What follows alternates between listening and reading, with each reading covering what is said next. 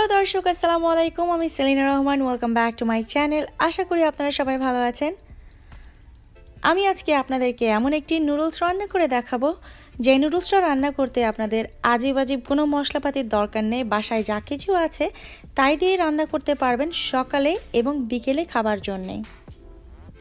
আমার বাসায় এটা প্রায় হয় সকালে নাস্তার জন্যে, এবং বিকেলবেলা বা মেহমান হঠাৎ করে চলে আসলেও এই নুডলসের কোনোই জুড়ি নেই। দর্শক, রান্না করছি আজকে পাস্তা নুডলস। আজকে যতটুকু নুডলস রান্না করছি তার জন্য আমি 4টা পেঁয়াজ কলে নিয়েছি। পেঁয়াজের নিচের অংশটা কুচি করে নিয়েছি রান্নার জন্য, উপরের অংশটা এভাবে কুচি কুচি করে আলাদা করে রেখেছি ধনেপাতার সাথে। ব্রোকলিগুলোকে ছোট ছোট করে কেটে নিয়েছি 1 কাপ নিয়েছি। গাজরগুলোকে এভাবে লম্বা কুচি করে নিয়েছি আধা কাপ। সেই সাথে নিয়েছি ডিম 4টা। আপনারা চাইলে ডিম কমিয়ে বাড়িয়ে নিতে পারেন আপনাদের টেস্ট অনুযায়ী, অথবা সবজিটা না দিলেও পারেন, আর যেটা অ্যাভেলেবেল আছে সেটা দিলেও পারেন। ইনস্ট্যান্ট নুডলস বলতে আমরা যেটা বুঝি বা 2 মিনিট নুডলস, সেটা নিয়েছি। আপনারা যে কোনো কোম্পানিটা নিতে পারেন। আরও নিয়েছি পাস্তা 1.5 কাপ। আমি এখানে নিয়েছি এলবো পাস্তা, আপনারা চাইলে শেল অথবা পেনে পাস্তাও নিতে পারেন। এখন নুডলসের ভিতরে যেই টেস্ট মেকারগুলো আসে সেরকম টেস্ট মেকার থেকে 2টো নিয়েছি, এবং একটা আমি এই ডিমের মধ্যে এখন দিয়ে দিলাম। সেই সাথে দিয়ে দিলাম গোলমরিচ গুঁড়া, এবং এগুলোকে একসাথে বিট করে একটা সাইডে রেখে দেব।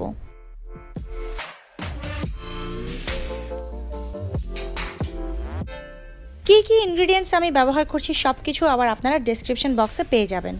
এখন একটা ফ্রাই প্যানে 1 টেবিল চামচ তেল দিয়ে তেলটা গরম হওয়ার সাথে সাথে ডিমের যে মিক্সটা আমি করে রেখেছি সেটা ঢেলে দিচ্ছি, এবং এটাকে একটু নেড়ে চেড়ে ভেজে নেব, এবং এমনভাবে ভাজবো যাতে করে খুব বেশি লালচে না হয়ে যায় এবং পোড়া পোড়া না হয়ে যায়। এই জন্যে আপনাদের অবশ্যই চুলার আঁচটা মিডিয়াম অথবা লোতে রেখে এটাকে ভাজতে হবে। ভাজা হয়ে গেলে এটাকে একটা সাইডে রেখে দিচ্ছি, এবং সেই একই ফ্রাই প্যানে আবারও 1 টেবিল চামচ তেল দিয়ে এর মধ্যে আমি সেই ব্রকলি এবং গাজর বা যেই সবজিটাই আপনারা নেবেন সেগুলো দিয়ে দিচ্ছি। সেই সাথে দিয়ে দিচ্ছি আরও 1 প্যাকেট যেই মশলাটা রেখেছি টেস্ট মেকার নুডলসের থেকে সেটা, এবং সামান্য একটু গোলমরিচ গুঁড়া। এটাকে এখন নেড়ে চেড়ে 1 মিনিটের বেশি আসলে নাড়াচাড়া করতে হবে না, 45 সেকেন্ড থেকে 1 মিনিটই যথেষ্ট। এটাকে জাস্ট নেড়ে চেড়ে আবার সেই ডিম যেটাতে আমি উঠিয়ে রেখেছি সেই ডিমের সাথে একই সঙ্গে এটাকেও নামিয়ে রেখে একটা সাইডে রেখে দেব পরবর্তীতে ব্যবহার করার জন্যে। এগুলো রেডি থাকলে নুডলসটা রান্না করতে কিন্তু একদমই সময় লাগে না। একটা স্টক পটে এভাবে পানি যখন বলক চলে আসবে তখন এর মধ্যে এই পাস্তাগুলো দিয়ে দিলাম। পাস্তাটাকে আমি স্ট্রেইট 8 মিনিট সিদ্ধ করব। 8 মিনিটের বেশি সেদ্ধ করার কোনোই প্রয়োজন নেই। 8 মিনিটের থেকে যদি বেশি সেদ্ধ করেন তাহলে কিন্তু এটা ওভারকুকড হয়ে যাবে এবং বেশি স্টিকি হয়ে যাবে আর বেশি নরম হয়ে যাবে। দেখতে পাচ্ছেন এটা একটু ধবধবে রং হবে, বাট এর থেকে বেশি সাদা হবে না। মূলত টাইমিংটা আপনাদের মনে রাখলেই চলবে। ওটাকে আমি ড্রেন করে একটা ঝাঁঝরিতে রেখে দিয়েছি। এখন আমি আবারও পানি যখন বলক চলে আসলো স্টক পটে, এর মধ্যে নুডলসগুলোকে 4 টুকরো করে এর মধ্যে দিয়ে দিচ্ছি। পানির পরিমাণটা অবশ্যই অনেক বেশি দিতে হবে, কারণ আমরা যেহেতু পানিটাকে ঝরিয়ে নেব, আদারওয়াইজ কিন্তু নুডলসগুলো স্টিকি হয়ে যাবে।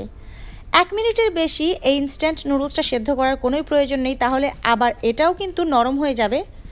এই সবগুলো নুডলসকে সেই পাস্তা যেটাতে আমি ঢেলে নিয়েছি পানি ঝরানোর জন্য একইভাবে সেখানে ঢেলে নিলাম, এবং ঠিক রান্না করার আগে ঠান্ডা পানি দিয়ে এটাকে ধুয়ে নেব। এখন যেই কড়াইটাতে আমি নুডলসটা রান্না করব সেটাতে তেল নিয়ে নিচ্ছি। এর মধ্যে যে পেঁয়াজ কুচিটা রেখে দিয়েছি সেই পেঁয়াজ কুচিটা দিয়ে দিলাম। এটাকে একটু ভেজে নেব, লালচে করার দরকার নেই, অল্প একটু ভাজা হলেই চলবে। ঠিক এই পর্যায়ে এসে এর মধ্যে পাস্তা এবং নুডলসটা দিয়ে দিব।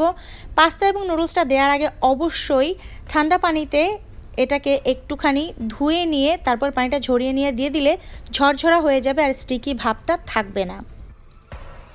এখন এটাকে নেড়ে চেড়ে এর মধ্যে যে ডিম আর সবজিটা একটু ভেজে রেখেছি সেগুলো দিয়ে দিচ্ছি, আবারও নেড়ে দিচ্ছি, এবং এই নাড়ানাড়ির সময়ে কিন্তু চুলার আঁচটা মিডিয়াম থেকে লোতে থাকবে। যদি চুলার আঁচটা বেশি থাকে তাহলে কিন্তু নিচ থেকে পোড়া লেগে যেতে পারে এবং তাতে করে নুডলসের ফ্লেভারটাও নষ্ট হয়ে যাবে। এখন যে বাকি 2 প্যাকেট টেস্ট মেকার আছে সেটা এর মধ্যে ছড়িয়ে দিচ্ছি। আরও দিয়ে দিচ্ছি সামান্য একটু লবণ স্বাদ অনুযায়ী, কারণ লবণটা এনাফ হবে না ওই 2 প্যাকেটে। আরও দিয়ে দিলাম গোলমরিচ গুঁড়া এবং সেই সাথে দিয়ে দিচ্ছি ধনেপাতা কুচি এবং যেই পেঁয়াজ কলির পাতাগুলো আমি কেটে রেখেছিলাম সেগুলো। এখন এটাকে খুব ভালো করে একটা মিক্স করে নেব যাতে করে সবগুলো ইনগ্রেডিয়েন্টস একসাথে খুব ভালো করে মিশে যায়। আমি কাঁচামরিচ দেইনি কারণ নুডলসে আমার বাচ্চারা কাঁচামরিচটা পছন্দ করে না, তবে আপনারা অবশ্যই দিতে পারেন আপনারা যদি পছন্দ করেন।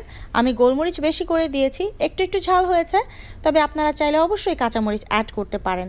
চুলার আঁচটা ঠিক বন্ধ করে দিয়ে এর মধ্যে লেবুর রস দিয়ে দিতে হবে। আমি দিচ্ছি প্রায় 3 টেবিল চামচের মতো। আপনারা তাজা লেবুও দিতে পারেন অথবা লেবুর রস যদি আপনাদের কন্টেনারে থাকে সেটাও দিতে পারেন। লেবুর রসটা দেওয়ার ফলে যেমন একটা ফ্রেশ স্মেল আসবে, তেমনি করে এই নুডলসটাও কিন্তু অনেক লম্বা সময় পর্যন্ত ঝরঝরে থাকবে। আপনাদেরকে একটু দেখিয়ে দিচ্ছি কতটা ঝরঝরে এবং ইয়ামি হয়েছে দেখতে।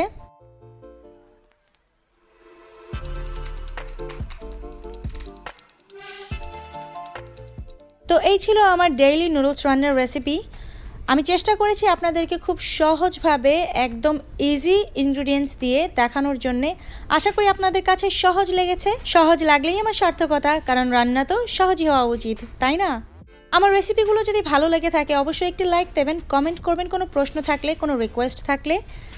আমার ভিডিওগুলো শেয়ার করবেন, তাতে করে আমাকে সাপোর্ট করা হবে। আরও নতুন ভিডিও পেতে আমার চ্যানেল অবশ্যই সাবস্ক্রাইব করুন। আবারও হাজির হয়ে যাব নতুন কোনো রান্নার রেসিপি নিয়ে। সেই পর্যন্ত আপনারা সবাই ভালো থাকবেন, সুস্থ থাকবেন, আমাদের সবার জন্য দোয়া করবেন। And keep watching Selina Rahman. আল্লাহ হাফেজ।